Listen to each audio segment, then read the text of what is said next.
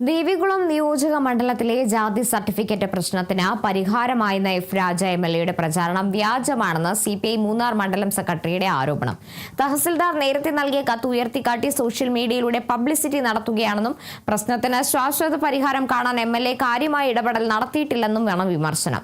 1950 presidential ഓർഡറിൽ ആവശ്യമായ ഭേദഗതി കൊണ്ടുവരാനുള്ള നടപടികളാണ് വേണ്ടതെന്നും ജനങ്ങളെ തെറ്റിദ്ധരിപ്പിച്ച പ്രചാരണം നടത്തുന്ന എഫ് രാജയെ നാട്ടുകാർ തന്നെ ഡ്യൂപ്പ് എംഎൽഎ എന്നാണ് വിളിക്കുന്നതെന്നും സിപിഐ മൂന്നാർ മണ്ഡലം സെക്രട്ടറിയുടെ രൂക്ഷ വിമർശനം.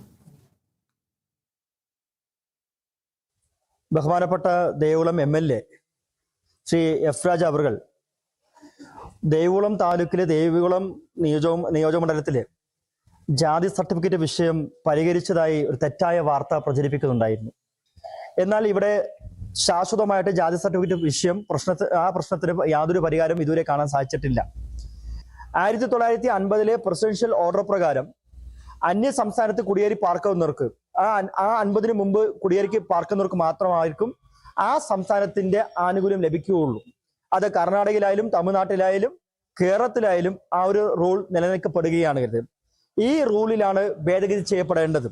ഈ നിയമത്തിൽ ഭേദഗതി വരുത്താനുള്ള യാതൊരു ഇടപെടലും ഈ എംഎൽഎ ചെയ്യാതെ വെറും ഒരു തഹസിൽദാർമാർ തരുന്ന ഒരു കത്തിന്റെ മറുപടിയെ കൊണ്ട് നാട്ടുകാരെ പറ്റിക്കപ്പെടുന്നത് ശീലം ശരിയല്ല. ഇപ്പൊ നാട്ടിൽ മൊത്തം എംഎൽഎ ഡൂപ്പ് എംഎൽഎ എന്നാണ് അറിയപ്പെടുന്നത്.